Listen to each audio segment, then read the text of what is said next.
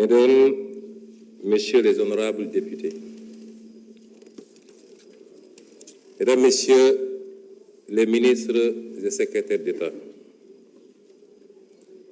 Mesdames, Messieurs les anciens présidents de l'Assemblée nationale, Mesdames, Messieurs les représentants des corps constitués de l'État, Sénégalaises et Sénégalais, chers compatriotes. Monsieur le Président de l'Assemblée nationale, honorables députés, c'est avec un profond sens du devoir et une vision claire pour l'avenir que je me présente aujourd'hui devant cette auguste Assemblée. À cet effet, je prends la parole humble face à l'immensité de la tâche à accomplir.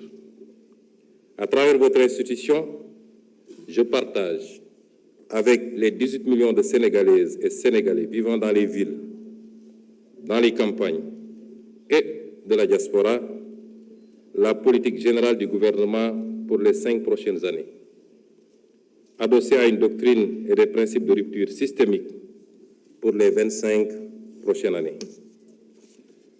En cette année 2024, les Sénégalais ont montré à 2 reprises à la face du monde que nous sommes un grand peuple, une grande démocratie. Beaucoup ont douté, mais les Sénégalais dans leur majorité ne l'ont jamais fait. Nous avons regardé l'avenir parce qu'il était synonyme d'espoir. Nous avons affronté les épreuves pour avancer. Avancer pour ne jamais sombrer. Notre nation ne s'est pas laissée perdre par le doute, parce que nous sommes un grand peuple, animé d'une foi inébranlable et poursuivant un but commun par l'apport de tous. Et ce but, c'est la construction d'un grand pays qui compte dans le concert des nations.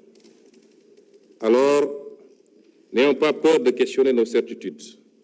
N'ayons pas surtout peur du changement.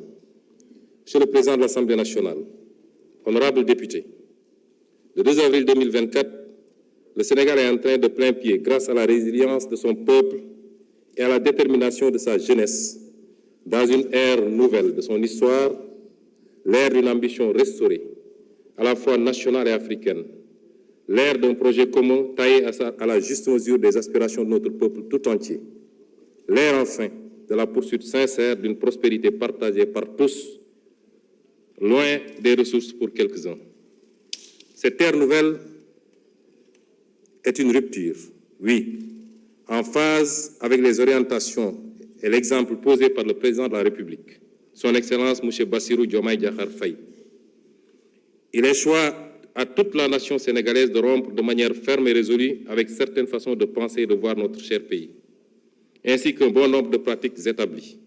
Cela va sans dire, cette rupture impérieuse s'applique au premier chef au gouvernement d'alternative démocratique éclatante dont j'ai l'honneur et le redoutable privilège d'être le Premier ministre. Je viens dès lors partager avec vous les principes, l'ambition et les orientations stratégiques du nouveau gouvernement, afin que nul n'ignore ce que nous voulons faire pour le Sénégal et comment nous le ferons. Le peuple sénégalais a voté de façon nette et massive pour le projet d'un Sénégal souverain, juste et prospère. Pour bâtir ce Sénégal du projet, il est impératif d'opérer une rupture d'une profondeur et d'une portée jamais vue dans notre pays. Jamais vue depuis notre accession à l'indépendance il y a 64 ans. En partant de la courbe plongeante de notre histoire.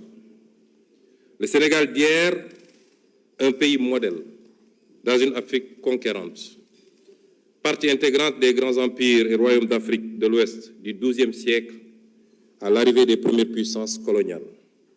Un pays de résistants, dont les populations ont su maintenir leur dignité, leur culture et leurs principes forts de savoir-être aux heures les plus sombres des razzias et de la colonisation, y compris au prix du sang et du sacrifice anonyme de leur vie.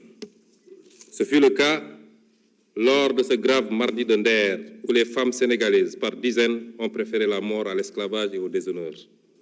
Ou ce jour tristement célèbre du 1er décembre 1944 à Thiaroye, où des hommes sénégalais, avec leurs frères africains, ont par dizaines préféré la mort à l'injustice et au déshonneur. Le Sénégal des indépendances, un modèle en Afrique de stabilité de ses institutions, la qualité insigne de ses élites politiques, diplomatiques, administratives ou même sociales et culturelles. Et enfin, de façon plus profonde encore, sa mixité, le brassage de ses ethnies et religions et la force de son commun vouloir de vie commune. Le Sénégal d'aujourd'hui, un modèle en panne dans une Afrique sacrifiée, un modèle de développement arrêté. 64 ans après son indépendance, le Sénégal est resté enfermé dans le modèle économique colonial, exportant ses matières premières, or, poissons, arachides, phosphate, zircon, pétrole et bientôt gaz, avec peu de valeur ajoutée et important les produits finis.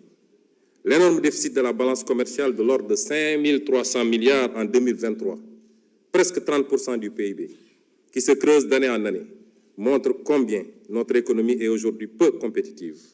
Cela s'est traduit par une croissance trop faible et trop fragile.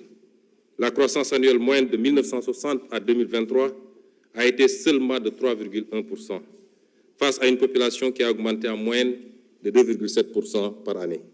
Le revenu réel par habitant n'a jamais décollé et les Sénégalais sont aujourd'hui quasiment au même niveau de revenus qu'au moment de l'indépendance, voire plus pauvres si l'on tient compte de toutes les richesses qui s'expatrient avec les revenus des investissements des groupes étrangers. Cette faible croissance est par ailleurs concentrée sur quelques zones du territoire, notamment le triangle Dakar-Thiès-Mbour.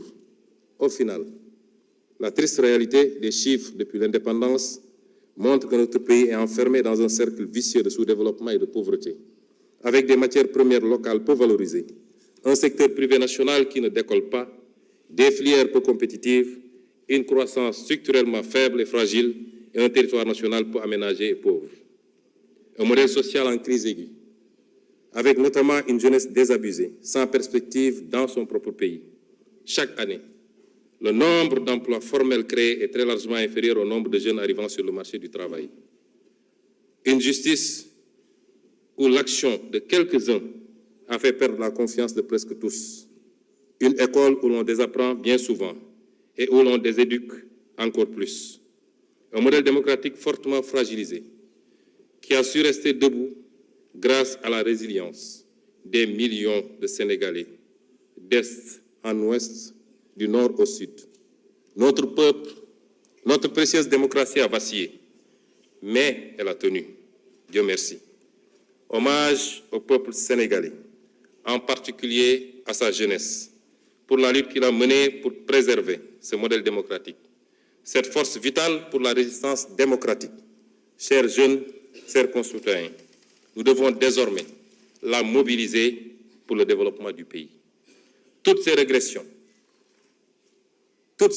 que je viens d'énumérer de notre pays s'illustrent de la manière la plus dramatique dans la situation que nous avons héritée du régime sortant.